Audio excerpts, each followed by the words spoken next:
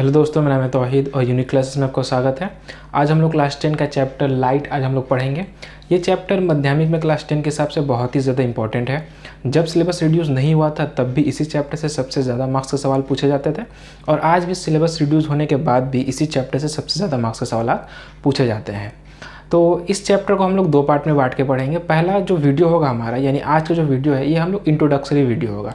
इसमें मैं जो चैप्टर लाइट है, लाइट का आपको इंट्रोडक्शन दूंगा, लाइट होता क्या है, इसके सोर्सेज क्या होते हैं, इसके बारे में इन डिटेल आपको बताऊंगा। ओके, और नेक्स्ट वीडियो से हम लोग क्या करेंगे, सिलेबस में एंटर करेंगे। अब इसका मतलब ये नहीं है कि आज का वीडियो बेकार होने वाला है, सिलेबस तो नेक्स्ट वीडियो से होगा, तो ये वीडियो क्यों देखें। अगले वीडियो को समझने के लिए ना अगर हम लोग को ये इंट्रोडक्शनरी वीडियो देखना बहुत ही ज़्यादा ज़रूरी है। ओके, ज़्यादा बातें इस्तेमाल नहीं होंगी नेक्स्ट वीडियो में, लेकिन जब हम किसी चीज़ की बेसिक को जानते हैं ना, तो पूरे कॉन्सेप्ट को समझने में हमें बहुत ही ज़्यादा आसानी होती है।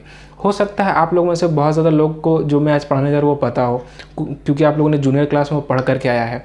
कुछ लोगों को नहीं पता होगा, तो जिन्हें नहीं पता है उनके लिए बेहतर है कि वो जान जाएंगे, और जिन्हें पता है उनका क्या होगा, रिविज़न हो जाएगा। ओके, तो आज के वीडियो में मैं आप लोग को इंट्रोडक्शन दूंगा लाइट का, जिसमें मैं लाइट के डिफिनेशन बताऊंगा कि लाइट होता क्या है, उसके सोर्सेज क्या है, वो प्रोपगेट कैसे करता है, रिफ्लेक्शन क्या होता है, रिफ्रैक्शन क्या होता है। तो मैं आज के वीडियो में आप लोग को रिफ्रैक्शन तक बताऊंगा, और रिफ्रैक्शन आपके सिलेबस का पार्ट है। ओके, तो आइए बिना टाइम वेस्ट किए शुरू करते हैं आज का वीडियो। Chapter light. अगर हम लाइट की बात करें तो लाइट होता क्या है, अगर हम लोग न्यूटन के डिफिनेशन देखेंगे तो क्या कहा जाता है, light is a type of energy.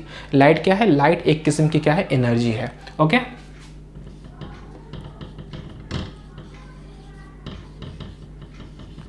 Light एक किस्म की क्या है, एनर्जी है, जो हमें देखने की सलाहियत अता करती है, देखने की सलाहियत, कैपेसिटी हमको देती है। यानी एनर्जी होता क्या है, पहले हम लोग डिस्कस कर लेते हैं एनर्जी पे, और देखने की सलाहियत अता करती है, इससे हम क्या समझते हैं, इस बात को हम लोग इसके बाद देखेंगे। तो light is a type of energy. Energy हम लोग बोलते किसको हैं, तो हर वह चीज़ जो मासलेस हो, और दूसरी चीज़ उसके अंदर क्या हो, कैपेसिटी ऑफ डूइंग वर्क।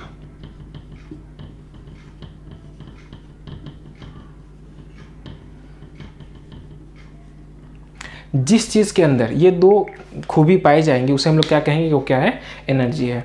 यानी अगर हमारे अंदर ये चीज़ हो जाती है कि मासलेस हो, मास नहीं है हमारे अंदर, मास वजन नहीं है, ठीक है, मास और वेट अलग अलग चीज़ होती है, लेकिन मैं समझाने के लिए आपको वेट बोल रहा हूँ, ठीक है। अगर हमारे अंदर मास नहीं है और हम काम भी कर रहे हैं तो हम क्या कहलाएंगे, एनर्जी कहलाएंगे। तो हर वो चीज़ जिसमें मास नहीं होती है। हम देख सकते हैं, हम एक बल्ब लेते हैं, बल्ब को बटखारे के ऊपर रखते हैं, ठीक है, कंप्यूटर मशीन के ऊपर रखते हैं, वो दिखाता है अगर उसका बल्ब का वेट क्या है, 100 ग्राम है। स्विच ऑन करने के बाद बल्ब अब लाइट दे रही है, तब भी अगर हम उसका वेट करेंगे ना तो 100 ग्राम ही देगा, ना कम होगा ना बेसी होगा। जैसे क्या साबित होता है कि लाइट में हमारा मास नहीं होता है, और लाइट काम भी करती है। हम लोग लेबोरेटरी में ना एक गोल्ड लीफ रखा जाता है अंधेरे में, जो उस पर लाइट मारी जाती है तो गोल्ड लीफ को क्या कर देता है, हिला देता है। ओके, वर्ब का डिफिनेशन हम लोग जानते हैं कि खेलना, कूदना, खाना सब क्या होता है, वर्ब होता है। ओके, यानी वो काम करती है। तो लाइट क्या है, एक प्रकार की एनर्जी है। तो ये तो समझ में आया कि लाइट एक प्रकार की एनर्जी है, जिसकी वजह से क्या करते हैं, हम किसी चीज़ को देखते हैं। अगर हमको किसी चीज़ को देखना है तो किन किन चीज़ों की ज़रूरत है, ठीक है, आप लोग अपने दिमाग में सोचें। किसी का जवाब होगा कि हमें आँख की ज़रूरत है। ओके, लेकिन ये जवाब पूरी सही नहीं है। अगर हमारे पास आँख है भी और लाइट नहीं है, अगर मैं लाइट ऑफ कर दूं, अंधेरा कर दूं, तो आप देख पाएंगे, नहीं देख पाएंगे। कुछ लोगों का जवाब होगा लाइट की ज़रूरत है, तो सिर्फ लाइट से हम लोग नहीं देख सकते, लाइट के साथ साथ हमें आँख की भी ज़रूरत है, ऐसी आँख जो सही हो। ओके, लेकिन इन दोनों चीज़ों के होने के बावजूद भी ज़रूरी नहीं कि हम किसी चीज़ को देख पाएँ। मैंने क्या कहा, एक लाइट और दूसरा आई।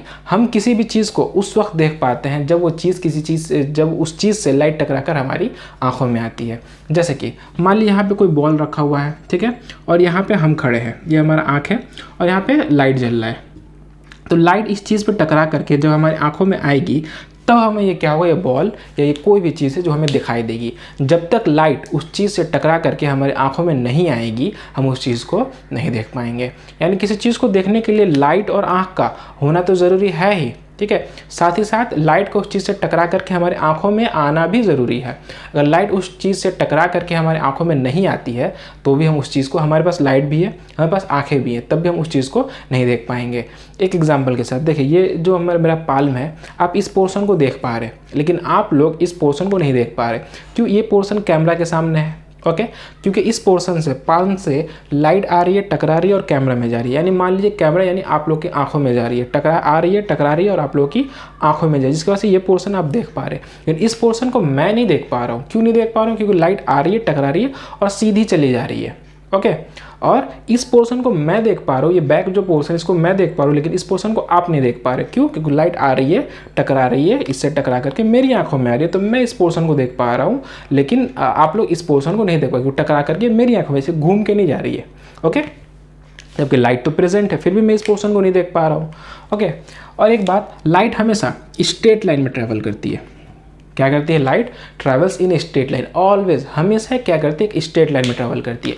इसलिए जब इससे टकराई ना तो टकरा करके घूम करके नहीं आए। अगर घूम करके मेरी आंखों में आ जाती तो मैं इसको देख पाता, लेकिन घूम करके नहीं आती है, ऑलवेज स्ट्रेट लाइन में ट्रैवल करती है। तो यहाँ पे हम लोगों ने 2-3 चीज़ें देखी। पहला कि लाइट क्या होता है? एक एनर्जी होता है, और एनर्जी होने के लिए क्या चाहिए? कि कोई भी चीज़ एनर्जी होने के लिए चाहिए कि वो मासलेस हो और कैपेसिटी ऑफ डूइंग वर्क हो। तीसरी बात हमने क्या देखा? कि लाइट हमेशा स्ट्रेट लाइन में ट्रैवल करती है। चौथी बात, किसी भी चीज़ को देखने के लिए आँख और लाइट के साथ साथ ये भी ज़रूरी है कि उस चीज़ से लाइट टकरा करके हमारी आँखों में आए। ओके ये 3-4 बातें हमने देखी यहाँ पे। ओके लाइट का जो मॉडर्न डिफिनेशन है वो न्यूटन ने नहीं दिया था, वो न्यूटन ने ही बताया था कि एनर्जी के बारे में बताने वाला भी न्यूटन ही था। ठीक है, इससे पहले भी लाइट के बहुत सारे कॉन्सेप्ट थे, कार्पस्कुलर कॉन्सेप्ट वो सब थे, लेकिन उन सबको आपको जानने की ज़रूरत यहाँ पे अभी नहीं है। ठीक है, अगर मैं कभी एचएस के ऊपर वीडियो बनाऊँगा और उसमें अगर लाइट पढ़ाता हूँ तो मैं आप लोग को वहाँ पर बताऊँगा। अच्छा अब अगर हम बात करते हैं कि लाइट किस किस मीडियम से ट्रैवल कर सकती है। आप लोगों ने देखा होगा अक्सर बेशतर बहुत सारे घरों में एक्वेरियम होता है। एक्वेरियम में क्या होती है? मछली होती है। ओके और क्या होता है? पानी होता है। ओके एक्वेरियम का जो बॉडी बना होता है किस चीज़ का बना होता है? ग्लास का बना होता है। ओके अगर हम यहाँ पे खड़े हैं, यहाँ पे हमारी आंखें हैं और हम क्या करते हैं? फिश को देख पाते हैं। अगर कहीं पे कोई बल्ब जल रहा है, अगर कहीं पे कोई बल्ब जल रहा है, ओके तो इससे रोशनी जाती है। ये मान लेते हैं मैंने एक्वेरियम को पूरी तरीके से ढक दिया, तो इससे रोशनी क्या करती है? मैं थोड़ा सा बल्ब को थोड़ा सा दूर बना देता हूँ। ओके मान लेते हैं यहाँ पे बल्ब जल रहा है, ओके तो इससे रोशनी जाएगी, ये ग्लास को पार करेगी, पानी को पार करेगी, मछली से टकराएगी, मछली टकराएगी, फिर पानी को पार करेगी, ग्लास को पार करेगी, मेरी आंखों में आएगी, तो मैं क्या करूँगा? उस मछली को देख पाऊँगा। मैंने शर्त कहा कि किसी भी चीज़ को देखने के लिए शर्त है कि लाइट उस चीज़ से टकराए और टकरा करके हमारी आंखों में आए। अगर उस चीज़ से लाइट नहीं टकराती है या फिर टकरा करके हमारे आंखों में नहीं आती है तो वो चीज़ हमें नज़र नहीं आएगी। डार्क होता क्या है? ठीक है, हम लोग डार्क का 2 चीज़ कह सकते हैं। अंधेरा क्या है? Light less place is called dark, यानी जहाँ पे लाइट नहीं है वो क्या हमारा डार्क पोर्शन है, पहला। दूसरा ऐसा जगह जहाँ पे लाइट जा तो रही है लेकिन टकरा करके हमारे आंखों में नहीं आ रही है। जैसे कि आप लोगों ने ब्लैक होल का कॉन्सेप्ट सुना होगा, तो ब्लैक होल क्या होता है? एक प्लैनेट होता है। ओके एक प्लैनेट होता है, प्लैनेट ऐसा प्लैनेट जिसका ग्रेविटेशनल पावर बहुत ज़्यादा हो गया।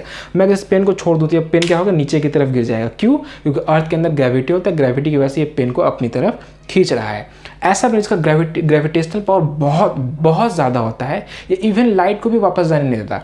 अगर हम चांद से, हमने देखा है चांद से जब अर्थ की पिक्चर ली गई है तो अर्थ कितना खूबसूरत नज़र आता है। ओके क्योंकि जब हम चांद से या सैटेलाइट से अर्थ की पिक ले रहे थे तो अर्थ के ऊपर सूरज की रोशनी पड़ रही थी, टकरा करके उस सैटेलाइट के पास या फिर कैमरा के पास जा रही थी, तब हमें वो अर्थ दिख रहा था। ओके लेकिन जो ब्लैक होल होता है वो असल में एक प्लैनेट होता है जिसका ग्रेविटेशनल पावर इतना ज़्यादा होता है ना कि जब उसके पास लाइट जाती है ना तो लाइट भी बाहर नहीं आ पाती। लाइट का रफ्तार सबसे ज़्यादा होता है, फिर वो लाइट को भी बाहर जाने नहीं देता, तो हमें क्या नज़र आता है? वहाँ पर एक अंधेरा सा होल टाइप का नज़र आता है। ओके तो इससे हमने क्या देखा कि लाइट बल्ब था, एयर से होते हुए ग्लास को पार किया, पानी को पार किया। ओके यानी ग्लास क्या था? सॉलिड था, एयर क्या था? गैस था, पानी क्या था? लिक्विड था। यानी हमारा जो लाइट है वो चाहे सॉलिड हो, यानी सॉलिड किस तरह का इस पर डिपेंड करता है। ग्लासेस तो हमारा सॉलिड लाइट पार कर सकता है, लेकिन ईटा से, पत्थर से, आयरन से हमारा लाइट पास नहीं कर सकता। तो किस तरह का इस पर डिपेंड करता है, यानी हमारा जो लाइट है वो गैस से, लिक्विड से और सॉलिड से, तीनों से पार कर सकता है, इन तीरों से प्रोपगेट कर सकता है, पहली चीज़। दूसरी चीज़ ये है कि हम लोग देखते हैं सूरज है, यहाँ पे सूरज है और अर्थ है, सूरज और अर्थ के बीच में एक बहुत बड़ा वैक्यूम है, खाली है, जिसको हम लोग खिला बोलते हैं, कुछ भी नहीं है, ना गैस है ना हवा है, कुछ भी नहीं है, कुछ भी नहीं है। फिर भी सूरज की रोशनी ज़मीन तक आती है। तो इससे हमें क्या समझ में आता है कि लाइट जहाँ पर गैस, लिक्विड और सॉलिड से ट्रैवल कर रहा है, साथ साथ वो वैक्यूम से भी ट्रैवल कर रहा है, यानी लाइट को ट्रैवल के लिए किसी भी मीडियम की ज़रूरत नहीं होती है। ओके, ये बात आप लोग याद रखें। पूछा जाता है क्या लाइट वैक्यूम से ट्रैवल कर सकता है, तो हाँ, लाइट वैक्यूम से ट्रैवल कर सकता है। क्या लाइट को ट्रैवल करने के लिए मीडियम की ज़रूरत होती है, तो नहीं, लाइट को ट्रैवल करने के लिए मीडियम की ज़रूरत नहीं होती। अगर मीडियम हो तो कोई बात नहीं है, हवा है लाइट ट्रैवल कर लेगा, पानी है लाइट ट्रैवल करेगा, सॉलिड है यानी ग्लास है लाइट ट्रैवल करेगा। लेकिन अगर ना हो, वैक्यूम हो, तब भी लाइट के लिए कोई प्रॉब्लम नहीं है, लाइट वैक्यूम से भी ट्रैवल करेगा और लाइट की जो स्पीड होती है वो वैक्यूम में ही सबसे ज़्यादा होती है। ओके, तो यहाँ पे हम लोगों ने कुछ चंद बेसिक बात देखी। ओके, अब अगर हम लोग सोर्स ऑफ लाइट की बात करें, ठीक है, सोर्स ऑफ लाइट की बात करें तो वो चीज़ जो लाइट क्रिएट करती है, लाइट जनरेट करती है, वो क्या कहलाती है, हमारी सोर्स ऑफ लाइट कहलाती है। ओके, जैसे कि सूरज से हमें रोशनी मिलती है, तो सूरज क्या है, सन क्या है, सोर्स ऑफ लाइट है। जुगनू रोशनी देता है, वो क्या है, सोर्स ऑफ लाइट है।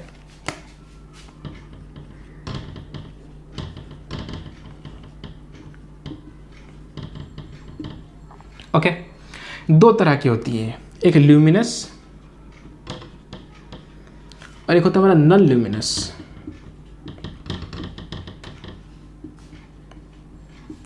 वो सोर्स ऑफ लाइट जो सेल्फ है, यानी खुद से रोशनी क्या कर रही है, जनरेट कर रही है, प्रोड्यूस कर रही है, वो हमारा होता है ल्यूमिनस सोर्स ऑफ लाइट। सूरज की रोशनी, बल्ब, ये कैंडल, ओके, जुगनू क्या है, उसका खुद की रोशनी होती है।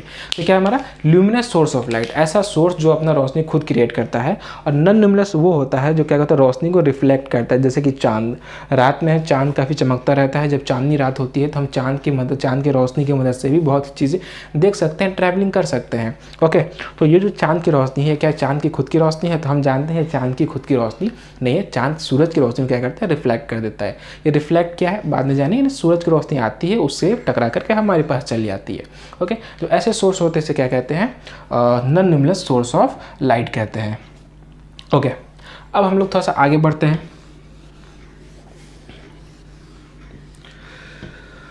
अच्छा, बहुत कुछ जो टॉपिक्स होंगे उसका डिफिनेशन आप लोग को दिखेगा यहाँ पे। ओके, और कुछ का डिफिनेशन नहीं दिखेगा। जो ज़रूरी है या फिर जो ज़रूरी नहीं भी है, डिफिनेशन इजी है, तो इस वीडियो में मैं आप लोग को डिफिनेशन यहाँ पे दिखा दूंगा। ओके, क्योंकि इंट्रोडक्टरी वीडियो है, इसमें बहुत सारे ऐसे टॉपिक्स है जो आपके सिलेबस का पार्ट नहीं है, बस मैं आपको समझने के लिए पढ़ा रहा हूँ, ताकि आज आगे जब मैं चैप्टर आप लोगों को पढ़ाऊँ तो ये आपको समझ में आए, आपको कोई प्रॉब्लम ना हो, आप अच्छे से कर पाओ। ओके, तो इस वीडियो में जो होगा, ज़्यादातर डिफिनेशन आपको याद करने की ज़रूरत नहीं, आपको कॉन्सेप्ट समझ करके रखने की ज़रूरत है। ओके, आप अपने से भी बना के लिख सकते हो, चलेगा, बस मीनिंग वही निकलना चाहिए जो मैं कह रहा हूँ, मीनिंग मत चेंज कर देना, वरना बोलोगे कि सर ये गलत क्यों हो गया। ओके, लास्ट में जो रिफ्लेक्शन और रिफ्रैक्शन होगा उसका डिफिनेशन, उसके लॉज आपको पढ़ने हैं, उसको याद रखने हैं। अब हम लोग आगे देखते हैं मीडियम ऑफ लाइट। ठीक है, मीडियम क्या होता है, मीडियम जैसे कि मान लीजिए आप घर जा रहे हो, ठीक है, तो आप स्कूल से घर जा रहे हो, रास्ते पे रोड पे चल गया, तो आपके चलने का जो मीडियम क्या था, वो रोड था, तो आपका मीडियम क्या, वो रोड हो गया। आप उड़ के आ रहे हो तो हवा, मतलब मीडियम जहाँ से लाइट क्या करती है, प्रोपेगेट करती है, पास करती है, वो क्या होता है, मीडियम होता है। ठीक है, मीडियम को ना हम लोग दो पार्ट में बांट सकते हैं, on the basis of construction और on the basis of propagation. देखिए, अगर हम लोग मीडियम ऑफ लाइट की बात करें तो इसको हम लोग दो तरीके से पढ़ सकते हैं, एक on the basis of construction और दूसरा होता है on the basis of propagation.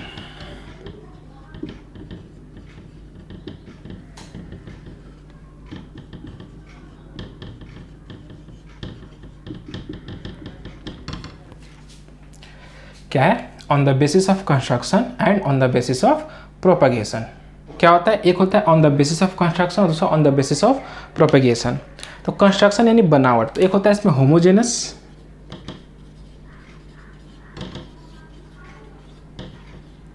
Homogeneous medium. ये जो वर्ड आप देख रहे हैं होमो, इसका मतलब होता है सेम, यानी ऐसा मीडियम जिसके जो कंपोजिशन होगा ना वो सेम होगा, यानी ऐसे इसके जो सारे इसके अंदर जितने पार्टिकल्स के साइज होंगे ना, इसके क्या होगा, सारे पार्टिकल्स के साइज सेम है। इसमें जो लाइट का रफ्तार होगा ना वो हर पॉइंट पे क्या होगा, सेम होगा। तो ऐसे मीडियम को क्या बोलते हैं, होमोजेनस मीडियम। ओके, ये कंस्ट्रक्शन पे इसलिए on the basis of construction. जो दूसरा होता है वो होता है हेट्रोजेनस।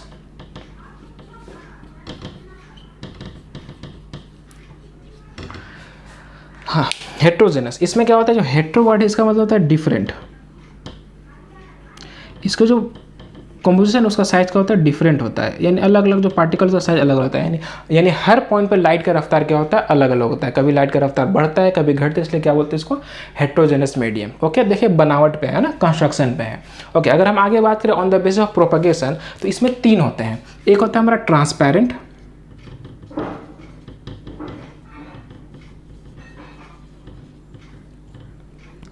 ट्रांसपेरेंट मीडियम, ऐसा मीडियम जिससे लाइट कंप्लीटली और आसानी से, इजीली एंड कंप्लीटली, मैंने दो बात यूज़ किया, एक इजीली एंड कंप्लीटली। ऐसा मीडियम ऑफ लाइट जिससे लाइट इजीली एंड कंप्लीटली पास कर जाता है, उसे हम लोग क्या बोलते हैं, ट्रांसपेरेंट मीडियम। जैसे हवा है, ग्लास है, एक्वेरियम में जो ग्लास होता है, एकदम साफ पानी, इससे क्या होता है, लाइट पूरा का पूरा और इजीली एंड कंप्लीटली पास कर जाता है। तो ऐसे मीडियम ऑफ लाइट को क्या कहते हैं हम लोग, ट्रांसपेरेंट मीडियम कहते हैं। ओके, दूसरा होता है हमारा ट्रांसलूसेंट।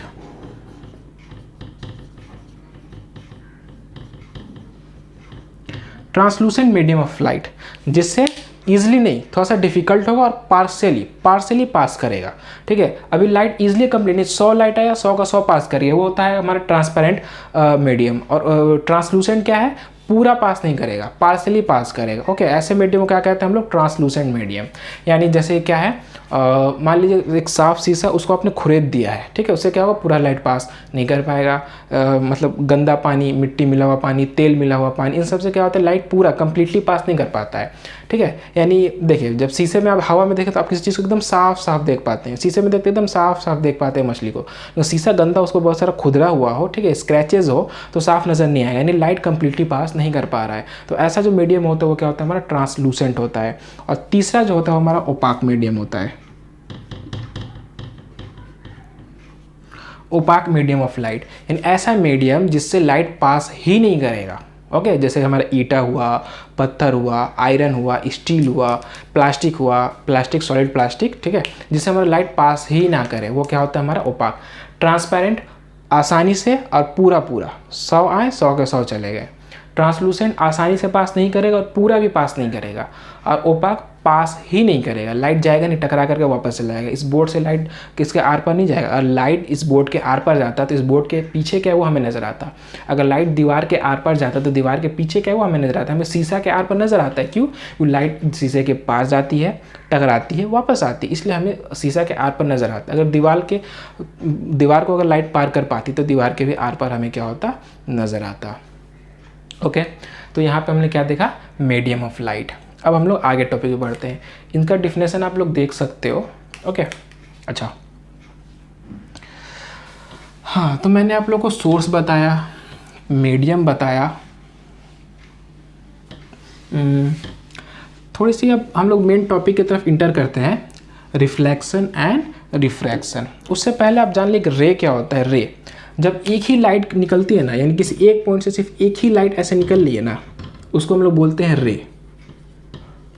और बीम जो होती है, आपने सुना होगा बीम ऑफ लाइट, ढेर सारी जब रे होता है ना, यानी ग्रुप ऑफ रे, एक है, एक ही निकल रहा है, यानी एक ही सिर्फ, ठीक है। मान लीजिए ये लाइट की एक किरण जब जा रही है तो उसको हम लोग बोलेंगे रे। जब ढेर सारी किरण जा रही है तो उसको हम लोग क्या बोलेंगे, बीम ऑफ लाइट। ओके, कुछ छोटी छोटी बातें हैं, आप अक्सर सुनते होंगे ray of light, beam of light, लेकिन समझ में नहीं आती होगी कि रे ऑफ लाइट क्या है, बीम ऑफ लाइट क्या है। ओके, बस एक टर्म लगता होगा, कहीं पे भी रे यूज़ कर दिए, कहीं पे भी बीम यूज़ कर दिए, लेकिन अब आपको समझ में आना चाहिए कि रे का मतलब क्या है, अकेला, और बीम का मतलब क्या है, ग्रुप। और कोई बात चले आती है तो मैं आपको बताते जाता हूँ। मैं अभी असल टॉपिक रिफ्लेक्शन में घुसता हूँ। रिफ्लेक्शन आप लोग के लिए ज़रूरी है।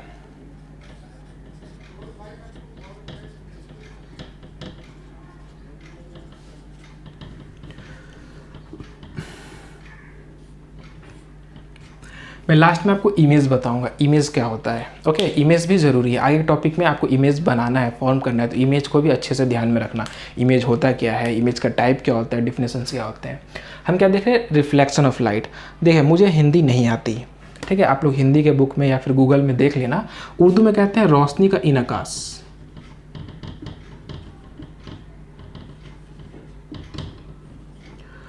पॉसिबल हुआ तो एडिटिंग के वक्त मैं हिंदी वाला भी डिफिनेशन आपको दे दूंगा। ओके, अगर पॉसिबल हुआ तो, लेकिन आप लोग थोड़ा सा बुक से भी फॉलो करने की कोशिश करें। रिफ्लेक्शन ऑफ लाइट, रोशनी का इनकास, ये बोलते किसको है, देखें।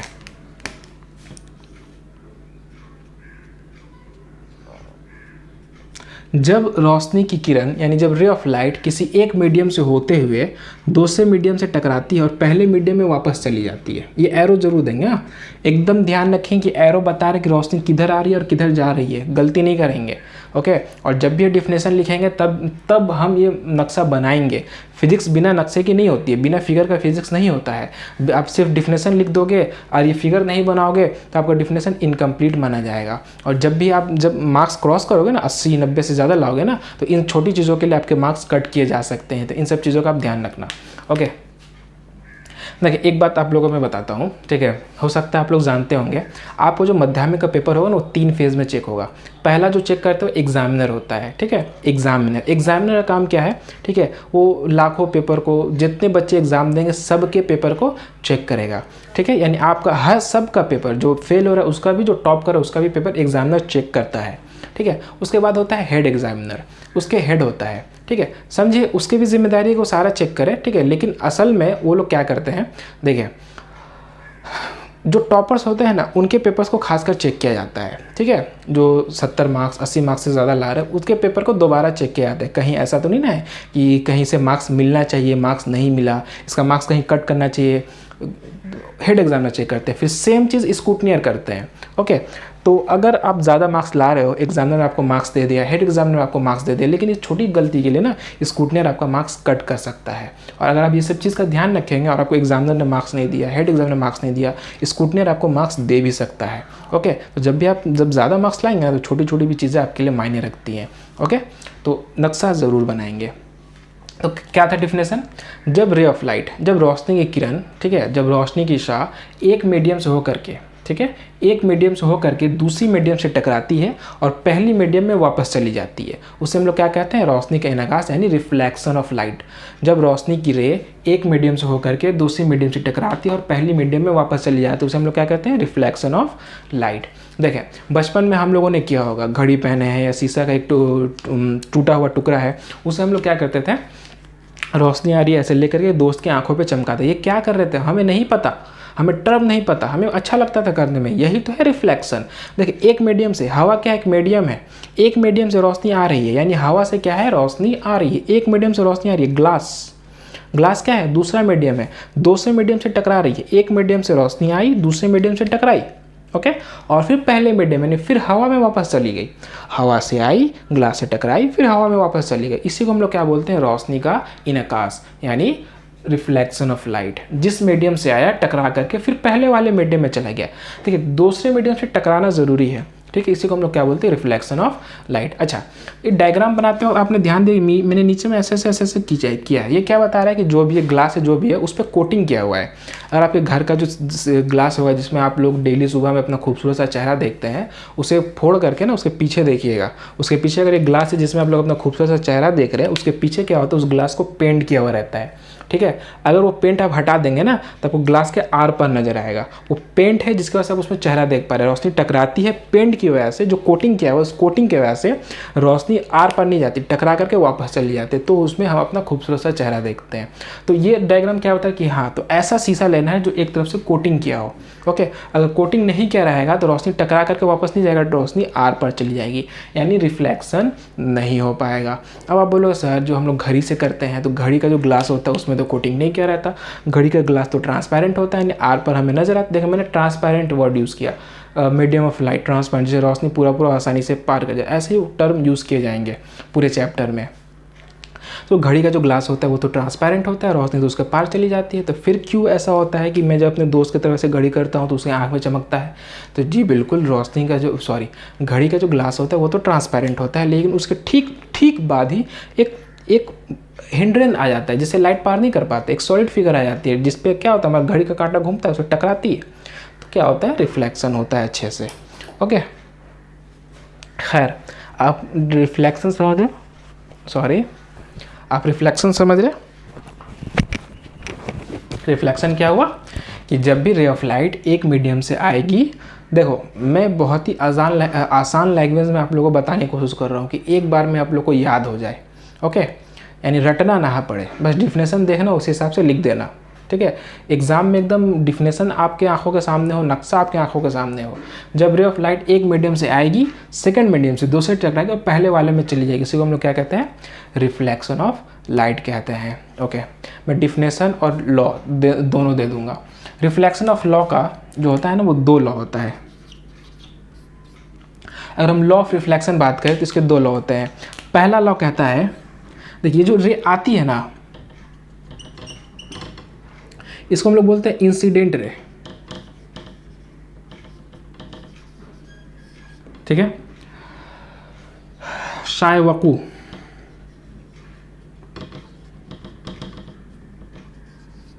ये जो रे जाती है उसको हम लोग बोलते हैं रिफ्लेक्टेड रे।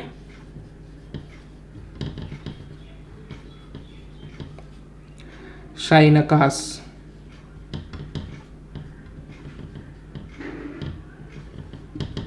देखें, रिफ्लेक्शन और इसलिए रिफ्लेक्टेड रे। ये जो लाइन सीधा खड़ा किया मैंने, इसे हम लोग बोलते हैं नॉर्मल,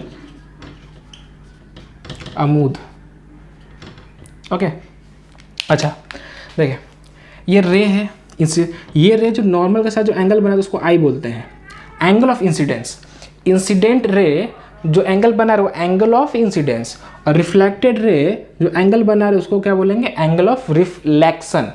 ओके, तो 2 लॉ कहता है। पहला लॉ कहता है कि incident ray, reflected ray and normal, तीनों एक ही सरफेस के एक ही नुक्ते पे लाई करता है। देखें, ये एक सरफेस था, इंसिडेंट रे आया, इसी सरफेस पे टकराया, रिफ्लेक्टेड रे गया, इसी सरफेस से निकला, नॉर्मल इसी सरफेस पे है ना। इंसिडेंट रे, रिफ्लेक्टेड रे और नॉर्मल तीनों एक ही सरफेस पे। देखें तीनों का तीनों क्या है, एक ही पॉइंट पर भी है ना। तो पहला लॉ क्या कहता है कि इंसिडेंट रे, रिफ्लेक्टेड रे और नॉर्मल एक ही सरफेस के एक ही नुक्ता पे क्या करते हैं, लाई कर। अभी समझे, मैं लास्ट में आपको डिफिनेशन और लॉ दोनों लिखा हुआ दिखेगा। ओके, अभी बस समझे। Okay, incident ray, reflected ray and normal तीनों क्या होता है कि एक ही सरफेस की एक ही पॉइंट पे क्या करता है, लाई करता है। ओके, सेकेंड लॉ क्या कहता है कि एंगल ऑफ इंसिडेंस और एंगल ऑफ रिफ्लेक्शन हमेशा क्या होता है, सेम होता है। यानी कोई रे जितना एंगल बना करके आएगा उतना ही एंगल बना करके वापस जाएगा। कोई रे अगर 30 डिग्री बना करके आता है तो कितना डिग्री बना के वापस जाएगा, 30 डिग्री बना के जाएगा, क्योंकि आई और आर क्या होता है, इक्वल होता है। हम लोग पहले स्टेटमेंट लिखेंगे कि angle of incidence is equal to angle of reflection, उसके बाद ये हम लोग सैम्बल दिखाएंगे। हमको को पूछता है कि एंगल ऑफ इंसिडेंस अगर 60 है तो एंगल ऑफ रिफ्लेक्शन कितना हो, वो भी 60 होगा, ठीक है, एकदम इक्वल होगा। रिफ्लेक्शन में दोनों क्या होते हैं, आई और आर हमेशा क्या होते हैं, इक्वल होते हैं। तो हमने क्या देखा, हमने रिफ्लेक्शन देखा, हमने रिफ्लेक्शन का डिफिनेशन देखा। मैंने बोला आपको कि डिफिनेशन जब भी लिखेंगे ये फिगर बनाएंगे, ये नाम भी लिखेंगे, ठीक है। हमने क्या देखा, लॉ ऑफ रिफ्लेक्शन देखा, हमने 2 लॉ देखा। रिफ्लेक्शन में कितने लॉ होते हैं, 2 लॉ होते हैं। अगर हमसे सिर्फ डिफिनेशन पूछता है तब भी फिगर बनाएंगे, हमसे सिर्फ लॉ पूछता है तब भी फिगर बनाएंगे। ओके, अगर हमसे दोनों पूछता है तो दोनों लिख करके कोई एक ही फिगर बनाएंगे, एक ही फिगर से दोनों हो जाएगा। ओके, इस बात का हम लोग ध्यान रखेंगे। ये था हमारा रिफ्लेक्शन ऑफ लाइट। ये देखें, इसका डिफिनेशन और इसकी लॉ है, ये आप लोग देख लें, लिख लें, स्क्रीनशॉट ले लें। ओके, अब हम लोग आगे बढ़ते हैं।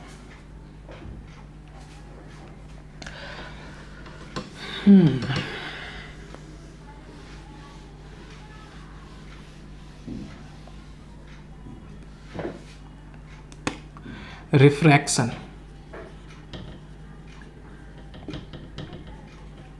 देखो रिफ्लेक्शन था वो REFL था, और यहाँ पे क्या है, R है, रिफ्रैक्शन। इसको रोशनी का इनताफ बोलते हैं।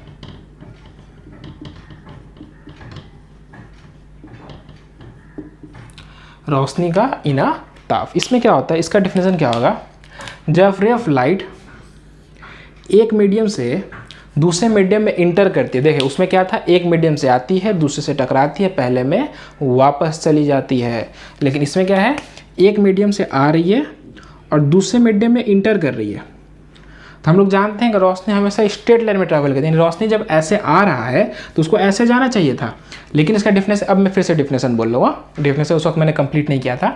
जब रे ऑफ लाइट एक मीडियम से, यहाँ पे हमारा मीडियम 1 है, यहाँ पे हमारा मीडियम 2 है, तो जब रे ऑफ लाइट एक मीडियम से दूसरे मीडियम में जाती है तो या वो अपना रास्ता बदल लेती है। जब रे ऑफ लाइट एक मीडियम से दूसरे मीडियम में इंटर करती है तो रोशनी क्या करती है, अपना रास्ता बदल लेती है। या तो वो ये नॉर्मल, या तो वो नॉर्मल के पास चली जाती है, या तो वो नॉर्मल से दूर चली जाती है। देखो रोशनी को ऐसे, जो डॉट डॉट डॉट डॉट मैंने किया, रोशनी को ऐसे निकलना चाहिए था। हम जानते हैं रोशनी स्ट्रेट लाइन में ट्रैवल करती है, तो लाइट को ऐसे निकल जाना चाहिए था, लेकिन वो ऐसे ना निकल करके देखो ये नॉर्मल के पास चली आई, है ना। अच्छा देखो रोशनी को ऐसे डॉट डॉट ऐसे सीधा निकलना चाहिए था, लेकिन जैसे ही मीडियम चेंज हुआ वो देखो क्या हुआ, नॉर्मल से, देखो ये नॉर्मल था, नॉर्मल से दूर चली गई, है ना। तो जब भी रोशनी एक मीडियम से दूसरे मीडियम में इंटर करती है तो अपना रास्ता बदल लेती है, या तो वो नॉर्मल के पास आती है या तो वो नॉर्मल से दूर जाती है। तो कब पास आती है कब दूर जाती है ये हम लोग देखेंगे। पहले हमने रिफ्रैक्शन देखा। देखो इसमें क्या है कि मैंने ऐसे कोटेड नहीं किया है ना। ऐसे अगर मैंने कोटेड करता तो कोटेड करने का क्या मतलब है कि रोशनी टकरा के चली जाएगी, लेकिन हमको यहाँ टकराना नहीं है, इसको आर पार जाने देना है, शीशा के आर पार जाने देना, इसलिए यहाँ पे मैंने कोटेड नहीं किया है। तो यही बात है हमारा, अगर इसको हम पी बोलते हैं, इसको क्यू बोलते हैं, इसको आर बोलते हैं, ये जो आने वाला रे इसको इंसिडेंट रे, ओके, जाने वाले उसको बोलते हैं रिफ्रैक्टेड। देखो वो रिफ्लेक्शन था, इसे रिफ्लेक्टेड, एल रिफ्लेक्टेड रे, ये रिफ्रैक्शन इसलिए रिफ्रैक्टेड रे। ये जो नॉर्मल के साथ एंगल बना है उसको आई बोलेंगे, एंगल ऑफ इंसिडेंस, और ये जो एंगल बने इसको आर, एंगल ऑफ रिफ्रैक्शन। वो रिफ्लेक्शन था, एंगल ऑफ रिफ्लेक्शन था, ये एंगल ऑफ रिफ्रैक्शन है। ओके हाँ, अगर आप लोग को ये टॉपिक समझ में आ रहा है, ठीक है, आप लोगों को जो आगे के वीडियो होंगे ना वो और मज़ा आएगा और समझ में आएगा। तो मैं थोड़ा सा बेसिक बात बता रहा हूँ, हो सकता है बहुत लोग जानते होंगे, बहुत लोगों ने पढ़ा होगा, ठीक है, तो किसी को बोरिंग लगता होगा तो बोलते होंगे सर क्या 7-8 का पढ़ा रहे हैं। बस मैं चाहता हूँ आपको पता हो, ये सिलेबस का पार्ट है। ओके, ऐसा नहीं है ना कि सब सारी उंगलियाँ एक समान नहीं होती, किसी ने पढ़ा है तो किसी ने नहीं पढ़ा है। तो मैं चाहता हूँ जो मैं पढ़ा रहा हूँ वो सबको समझ में आए, इसीलिए मैं चैप्टर स्टार्ट करने से पहले कुछ बेसिक बातें बता रहा हूँ ताकि मैं सबको लेकर के चलूँ। ओके, तो अगर आपको वीडियो अच्छा लग रहा है तो प्लीज़ आप लोग वीडियो को लाइक करें और कमेंट करें और अपने दोस्तों के साथ ज़्यादा से ज़्यादा शेयर करें। ओके, जितने ज़्यादा लाइक्स जाती हैं, जितने ज़्यादा कमेंट आता है, उतना ज़्यादा अच्छा लगता है, मन करता है वीडियो बनाने। ये वीडियो काफ़ी लेट से आ रही है, मैं जान रहा हूँ, ठीक है, बहुत सारे ऐसे प्रॉब्लम्स हैं। मेरा खुद का एग्ज़ाम था, फिर मेरी तबीयत सही नहीं था, तो जिस वजह से मैं शेयर करना यहाँ ज़रूरी नहीं समझता, ठीक है, जिस वजह से मैं वीडियोस नहीं बना पा रहा था। लेकिन मैं बनाना चाहता हूँ और मैं पूरी कोशिश करता हूँ कि मैं आप लोग के लिए वीडियो बनाऊँ। तो आप लोग वीडियो को लाइक करें और ज़्यादा से ज़्यादा शेयर करें। तो हमने क्या देखा, रिफ्रैक्शन। तो जब रे ऑफ लाइट एक मीडियम से दूसरे मीडियम में इंटर करती है तो अपना रास्ता, इसको ऐसे जाना था रास्ता बदल लिया, इसको ऐसे जाना था रास्ता बदल लिया, तो क्या करती है अपना रास्ता बदल लेती है, या तो वो नॉर्मल के पास आएगी या तो वो नॉर्मल से दूर जाएगी। उसे हम लोग क्या बोलते हैं, रिफ्रैक्शन ऑफ लाइट। अब सवाल ये पैदा होता है कि वो कब नॉर्मल के पास आएगी और कब वो नॉर्मल के दूर जाएगी। तो आइए इस चीज़ को हम लोग समझते हैं। जब ray of light rarer medium से डेंसर मीडियम में जाएगी ना तो क्या होगा, नॉर्मल के पास चली आएगी। जब वो डेंसर मीडियम से रेयरर मीडियम के पास जाएगी तो क्या होगा, नॉर्मल से दूर चली जाएगी। क्या होता है ये रेयरर मीडियम, क्या होता है ये डेंसर मीडियम, पहले आप इसका स्क्रीनशॉट ले लें। कि जब भी रेयरर से डेंसर में जाएगी तो नॉर्मल के पास आएगी, और जब भी डेंसर से रेयरर में जाएगी तो नॉर्मल से दूर जाएगी। अब देखें मेरी बात को समझें, मैं फिजिक्स का टर्म कम यूज़ करूँगा और आपको आसान भाषा में समझाने की पूरी कोशिश करूँगा, ठीक है। मैंने दो कहा, एक रेयरर और एक डेंसर। ओके, देखिए दोनों को हम कंपेयर किए बिना नहीं बोल पाएंगे। अगर मान लेते हैं मैं सॉलिड लेता हूँ, चल ऐसे नहीं समझते, सॉलिड, लिक्विड और गैस। अगर मैं इन तीनों में बात करूं तो सॉलिड के जो मॉलिक्यूल्स होते हैं वो बहुत पास होते हैं, बहुत पास होते हैं, बहुत पास होते हैं। लिक्विड के मॉलिक्यूल्स क्या होते हैं, थोड़े दूर होते हैं, और गैस के मॉलिक्यूल्स तो बहुत दूर होते हैं। ठीक है, यानी एक पर्टिकुलर प्लेस पे कितना जगह है। ठीक है, मान लेते हैं मेरे पास एक रूम है, 4 लोग बैठे हैं, उसी रूम में दूसरे बैच में 15 लोग बैठ गए। ठीक है, तो क्या हो गया कि इसमें ये ज़्यादा डेंसर है, ज़्यादा भीड़ है इसमें, और ये रेयर है, खाली है। ओके, जब भी 2 मीडियम देगा तो कोई एक रेयर होगा, एक डेंसर होगा। तो जो ज़्यादा डेंस होता है, जिसके मॉलिक्यूल ज़्यादा पास होते हैं, वो क्या होगा, हमारा डेंसर मीडियम होगा, और जिसके मॉलिक्यूल्स थोड़ा दूर होते हैं वो क्या होगा, हमारा रेयर मीडियम होगा। तो बिना कंपेयर किए, याद रखिएगा, बिना कंपेयर किए ये चीज़ हम लोग नहीं बता सकते हैं। देखें आप लोग, अगर हम लोग सॉलिड में यहाँ पे ग्लास की बात करें, ग्लास, शीशा। अच्छा, और लिक्विड में हम लोग अगर वाटर की बात करते हैं तो यहाँ पे ग्लास और वाटर में ग्लास हमारा डेंसर है और वाटर क्या हमारा रेयरर है। ठीक है, ग्लास के जो मॉलिक्यूल्स है वो बहुत पास है और वाटर के थोड़ा दूर है। अच्छा, अगर हम लोग वाटर और लिक्विड में यानी गैस में, एयर में बात करें तो क्या होगा हमारा, इस केस में हमारा वाटर डेंसर हो जाएगा और एयर क्या हो जाएगा, रेयर हो जाएगा। ठीक है, जब इन दोनों की बात कर रहे हैं तो ऐसा होगा, और जब इन दोनों की बात करेंगे तो ऐसा होगा। कभी भी कुछ भी चेंज हुआ, देखें अभी जो आपका वाटर था, अभी आपका वाटर रेयर था। जब हम वाटर को ग्लास के साथ देख रहे थे तो वाटर रेयर हो रहा था, और जब हम इसी ग्लास को एयर के साथ देख रहे हैं तो क्या हो जा रहा है, डेंसर हो जा रहा है। कि वाटर के मॉलिक्यूल्स जो होते हैं वो हवा के मुकाबले, वाटर का मॉलिक्यूल्स थोड़ा पास होता है एयर के मुकाबले में। हम क्या करें, कंपेयर करें, हम देख रहे हैं मेरे साथ है कौन, है ना, वाटर के साथ है कौन। जब वाटर के साथ ग्लास है तो वाटर को हम तुरंत रेयर बोल दिए, जब वाटर के साथ एयर है तो उसको हम तुरंत क्या बोल दिए, डेंसर बोल दिया। ओके, आई होप आपको समझ में आ रही है कि किसी भी मीडियम को हम कैसे पहचानेंगे कि वो रेयर है कि डेंसर है। भीड़ भाड़ जहाँ पे ज़्यादा है वो डेंसर होगा, जहाँ पे कम वो रेयर होगा। अच्छा, अगर हम बात करें आइस और वाटर की, ये थोड़ा सा ये है आइस और वाटर की, तो क्या होगा, आइस चूँकि सॉलिड है तो क्या होगा, डेंसर होगा, और वाटर चूँकि लिक्विड रेयर होगा। तो ये बात अगर किसी ने कह रही है, ये जवाब किसी का है, तो आप लोग जान लें ये जवाब आपका क्या है, सही है, गलत है। सॉलिड हमेशा रेयर डेंसर होता है। ठीक है, ये दोनों रेयर, ये दोनों कभी कोई चेंज होता है ना। लिक्विड को देखा आपने, लिक्विड सॉलिड के साथ तो रेयर है, लेकिन लिक्विड गैस के साथ क्या है, डेंसर है। तो लिक्विड चेंज होता रहता है, कभी रेयर है तो कभी डेंसर है। गैस हमेशा रेयर होता है और सॉलिड हमेशा डेंसर होता है। तो अब आप कहोगे सर सॉलिड जब हमेशा डेंसर होता है तो आइस तो डेंसर होगा ना, और वाटर तो रेयर होगा, लेकिन इसके केस में अलग होता है। इसके केस में क्या होता है कि आइस रेयर होता है और वाटर क्या होता है, डेंसर होता है। मैंने क्या कहा, हाँ बिल्कुल सॉलिड तो है, आइस सॉलिड तो है, लेकिन पानी के जो मॉलिक्यूल्स होता है ना, पानी के मॉलिक्यूल्स अगर मान लेते हैं इतना दूर है ना, तो आइस के मॉलिक्यूल्स थोड़ा सा ज़्यादा दूर होते हैं। थोड़ा सा मॉलिक्यूल्स के बीच थोड़ा सा गैपिंग क्या होता है, बढ़ जाता है। इसीलिए क्या हो जाता है, आइस क्या बन जाता है, सॉलिड होते हुए आइस रेयर कहलाता है। ठीक है, हाँ अगर इसी आइस को हम लोग गैस के साथ लेंगे तो उस वक्त आइस डेंसर बन जाएगा। ठीक है, बात को समझें। अगर आप एक ग्लास में ना पानी ले रहे हो, पानी लबालब भरा है, ठीक है, अब बर्फ़ जमा हो, देखोगे कि बर्फ़ जो है तो ऐसे जमेगा। तो ऐसे क्यों जमा बर्फ़, क्योंकि उसके अंदर स्पेस बन रहा है, स्पेस बन रहा है तो ऊपर की तरफ उठ रहा है। तो आई होप आपको बात समझ में आती होगी। अच्छा, अब हमको ये समझना है कि क्यों रेयर से जब डेंसर में जाते हैं तो क्या होता है, रफ्तार नॉर्मल के पास आता है, और क्यों नॉर्मल से दूर जाता है। देखें, आप लोगों में से जिन लोगों को भी साइकिल चलाने आता होगा उन लोगों को ये पता होगा कि जब हम लोग स्पीड में अगर टर्न लेने की कोशिश करते हैं, घुमाने की कोशिश करते हैं, हमको ज़्यादा जगह चाहिए, है ना। हमको एक बड़ा सा सर्कल लेना पड़ता है। अगर आहिस्ता से घुमाए तो छोटी सी जगह पे भी हम क्या कर सकते हैं, अपने साइकिल को, अपने बाइक को या किसी भी चीज़ को हम आसानी से घुमा सकते हैं। ठीक उसी तरह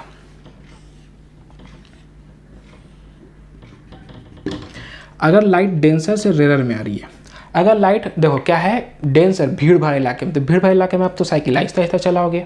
जैसे ही देखें कि अब रेयर है, अब तो खाली है, अब साइकिल तेज़ से भगाओगे, है ना। खाली है तो एकदम उड़ा दोगे, तो उड़ाओगे यानी तेज़ है तो दूर भागेगा ना। जब तेज़ से जाओगे तो दूर भागेगा, तो नॉर्मल से क्या हो गया, दूर चला गया।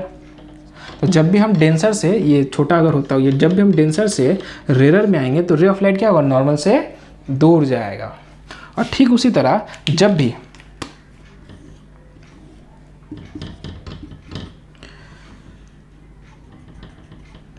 जब भी हम लोग रेयर से डेंसर में आएंगे, देखो खाली खाली एकदम तेज़ी से चला रहे थे हम लोग, है ना, अब अचानक भीड़ भरा गया तो ब्रेक मारेंगे, है ना, नहीं तो हमें आदमी लोग उड़ा देगा, ठीक है। तो क्या होगा, जब आहिस्ते चलाओगे तो ज़्यादा दूर थोड़ी जा पाओगे, तो पास आ जाओगे, है ना। आ रही है बात समझ में? ओके, तो याद रखना रिफ्लेक्शन ऑफ लाइट क्या था, इसमें भी हम लोग फिगर ज़रूर बनाएंगे। ओके, याद रखना, इसे हम लोग फिगर ज़रूर बनाएंगे। तो हम लोगों ने रिफ्रैक्शन ऑफ लाइट देखा, उसका डिफिनेशन देखा। जब रे ऑफ लाइट एक मीडियम से दूसरे मीडियम में जाती है तो अपना रास्ता बदल लेती है, या तो वो नॉर्मल के पास आती है या तो वो नॉर्मल से दूर चली जाती है। ओके, कब नॉर्मल के पास आएगी, कब नॉर्मल से दूर जाएगी, ये पूरा हम लोगों ने डिटेल में देखा। अब हम लोग थोड़ा सा बात करते हैं लॉ पे। ये फिगर्स उतारते रहना ताकि आप लोगों को कभी कन्फ्यूज़न ना हो। अगर किसी ने नहीं उतारा हो तो थोड़ा सा वीडियो को पॉज करें, बैक जाएँ, उतार लें। अब हम लोग लॉ देखते हैं। पहला लॉ वही है, ठीक है, कि क्या था कि आने वाले रे को इंसिडेंट रे, जाने वाले को रिफ्रैक्टेड रे, और ये नॉर्मल। तो पहला लॉ वही था कि इंसिडेंट रे, रिफ्रैक्टेड रे और नॉर्मल एक ही सरफेस के एक ही नुक्ता पे। देखो सरफेस तो यही है और पॉइंट भी यही है, तीनों क्या है, एक ही सरफेस की एक ही पॉइंट पे होता है, लाई करता है, ठीक है। पहला लॉ उसको इसका सेम है, बस वहाँ पे रिफ्लेक्टेड रे था, यहाँ पे रिफ्रैक्टेड रे है, इसका नाम में बस चेंजिंग हुआ है। ओके, तो हमारा सेकेंड लॉ है वो ये कहता है कि साइन ऑफ एंगल आई और साइन ऑफ एंगल आर हमेशा जो है कॉन्स्टेंट होगा। ये जो कॉन्स्टेंट इसको म्यू बोलते हैं हम लोग, म्यू, MEW, म्यू। यानी ये जो एंगल आई है और ये जो एंगल आर है, ये हमेशा क्या होगा, इसका जो रेशियो होगा वो हमेशा क्या होगा, कांस्टेंट होगा। सेकेंड लॉ है ना, उसको हम लोग ना स्नेल्स लॉ भी बोलते हैं। स्नेल्स लॉ 1921 में स्नेल्स, विलियम स्नेल्स नामी जो साइंटिस्ट थे, स्नेल्स उनका नाम है, एक साइंटिस्ट का नाम है, घोंगा नहीं, हाँ, स्नेल्स एक साइंटिस्ट, उन्होंने इस लॉ को दिया था, इसलिए हम लोग क्या कहते हैं, स्नेल्स लॉ भी बोलते हैं। अगर आपको बोले लॉ ऑफ रिफ्रैक्शन तो दोनों लॉ लिखो, सेकेंड लॉ ऑफ रिफ्रैक्शन तो सिर्फ सेकेंड लॉ लिख दो, लेकिन अगर बोले स्नेल्स लॉ लिखो तब भी वो आपको सेकेंड लॉ बोलना चाह रहा है, इस बात का आप लोग ध्यान रखोगे। ओके, देखो क्या कह रहा है, रिफ्लेक्शन में क्या था, दोनों इक्वल था, एंगल आई और एंगल आर इक्वल था, तो वहाँ पे इंसिडेंस एंगल था, एंगल ऑफ इंसिडेंस और एंगल ऑफ रिफ्लेक्शन LEC, और यहाँ पे एंगल ऑफ इंसिडेंस और एंगल रिफ्रैक्शन, साइन ऑफ आई और साइन ऑफ आर का जो रेशियो होगा वो हमेशा कांस्टेंट होगा, ठीक है। मतलब एयर से जो लाइट है वो वाटर में जा रही है, तो कितना भी एंगल चेंज करो, अभी ऐसे जा रही है, बाद में ऐसे जाएगी, जब ये ज़्यादा झुकेगी तो यहाँ पे भी ज़्यादा झुकाव होगा, एंगल चेंज होगा, तो जितना चेंज होता है होने दो, हमेशा इसका रेशियो सेम आएगा। ओके, रेशियो में कभी कोई चेंजिंग नहीं आएगी। ओके, तो हम लोगों ने रिफ्लेक्शन देखा, उसके लॉ देखे, ये डिफिनेशन और उसका लॉ आप लोग देख सकते हैं, स्क्रीनशॉट ले लें, ये हमारे सिलेबस में है। ओके, इसका डिफिनेशन और लॉ आप लोग को याद रखना पड़ेगा।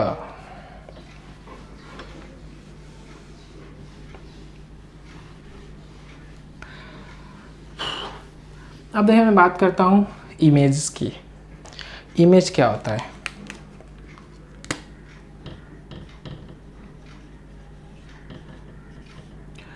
जब किसी एक पॉइंट से लाइट निकलती है, ओके, और किसी दूसरी पॉइंट पे लाइट सिमटती हुई या बिखरती हुई समझ में आती है, उससे हम लोग उस पॉइंट को पहले पॉइंट का इमेज कहते हैं। क्या समझ में आया, यहाँ से लाइट टकरा के निकल ली, मान लेते हैं यहाँ से लाइट निकल ली है और यहाँ पे लाइट जा करके, सारी लाइट यहाँ पे जा करके सिमट रही है, तो जो यहाँ पे लाइट सिमट रही है तो ये हमारा ऑब्जेक्ट होगा और ये हमारा क्या होगा, इमेज होगा।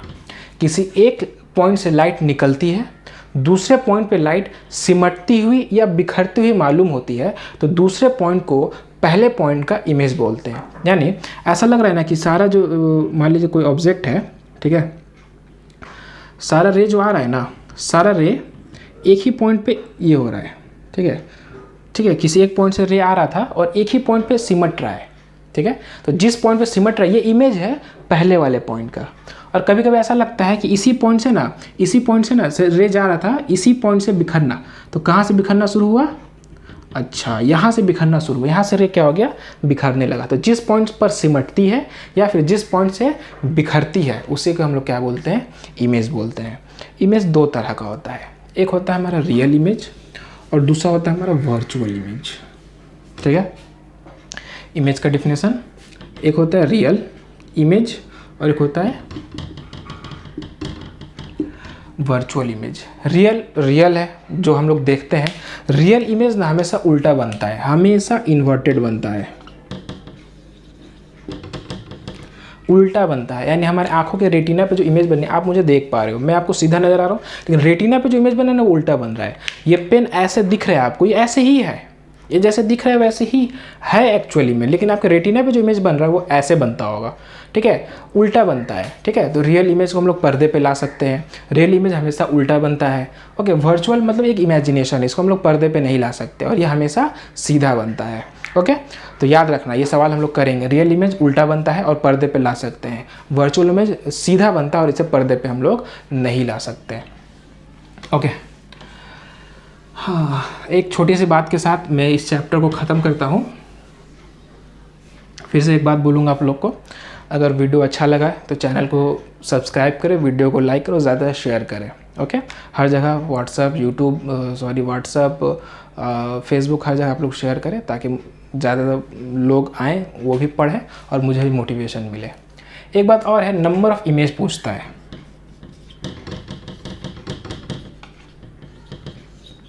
बोलता है 2 शीशा है, 2 शीशा के बीच में कोई चीज़ रखी हुई है, एंगल इतना बन रहा है तो इमेज कितना बनेगा, है ना। इस तरह का सवाल आप लोगों ने देखा होगा। इसका फॉर्मूला होता है 360/θ - 1। कोई 2 शीशा है, 2 शीशा के बीच में एंगल 60 बन रही है, तो नीचे में थीटा का यहाँ पे 60 रख दो, -1 काटोगे, 6 मरतबा जाएगा, 6 में से 1 गया 5।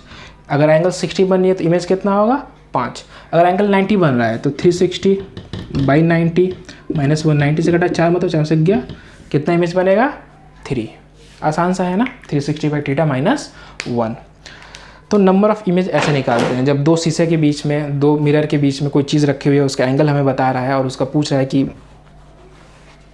टोटल जो नंबर ऑफ़ इमेज होगा वो कितना होगा, तो हम लोग क्या करते हैं ऐसे निकालते हैं। तो ये हमारा आज का वीडियो था, ठीक है। आज के वीडियो में हम लोगों ने इंट्रोडक्शन देखा, डिफिनेशन देखा, मीडियम देखा और बहुत कुछ देखा, ठीक है, रिफ्लेक्शन वगैरह सब कुछ देखा। नेक्स्ट वीडियो में आप लोगों को बताऊंगा, यानी हम सिलेबस में इंटर कर चुके हैं, ओके।